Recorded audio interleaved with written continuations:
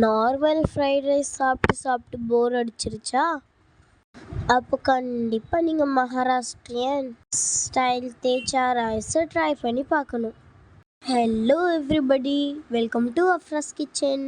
இப்போ ரெசிபிக்குள்ளே போயிடலாம். அதுக்கு நான் ஃபஸ்ட் அடுப்பில் ஒரு பேன் வச்சு ஒரு குழிக்கரண்டி எண்ணெய் விட்டுக்கிறேன். அப்புறம் 1 டீஸ்பூன் சீரகம் சேர்த்து 10 பல் பூண்டு சேர்த்துக்கிறேன்.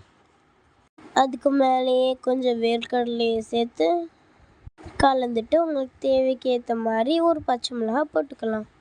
அப்புறம் கொஞ்சம் மல்லியிலையும் போட்டு இதை நல்லா வதக்கணும்.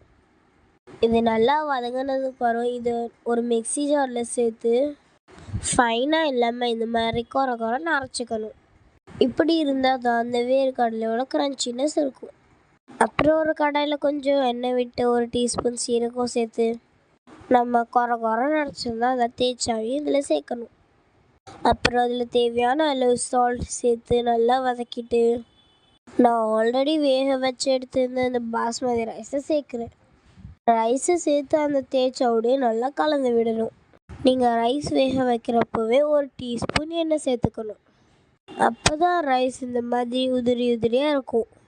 இதோட இன்க்ரீடியன்ஸ் எல்லாம் சிம்பிள் தாங்க, ஆனால் டேஸ்ட்டு மட்டும் வேறு லெவலில். அந்த வேர்க்கடலையோட க்ரன்ச்சினஸுடைய டேஸ்ட்டு சும்மா அல்டிமேட்டாக அப்படி இருக்கும். இது நீங்கள் சிம்பிளாக ஆனியன் ரைத்தாவோடையே சர்வ் பண்ணலாம். நான் இதுக்கு சைட் டிஷ்ஷாக பெப்பர் சிக்கனை வச்சுருக்கேன். அது ரொம்ப சூப்பராக இருந்துச்சு. இந்த பெப்பர் சிக்கனோட லிங்க் நான் டிஸ்கிரிப்ஷனில் கொடுக்குறேன், மறக்காமல் போய் பாருங்கள். இந்த ரெசிபியை உங்கள் ஃப்ரெண்ட்ஸ் அண்ட் ஃபேமிலிக்கு ஷேர் பண்ணுங்கள். அஃப்ராஸ் கிச்சனை சப்ஸ்கிரைப் பண்ணுங்கள். இதே மாதிரி இன்னொரு இன்ட்ரெஸ்டிங்கான ரெசிபியோட உங்களை நான் சந்திக்கிறேன். Until then, bye.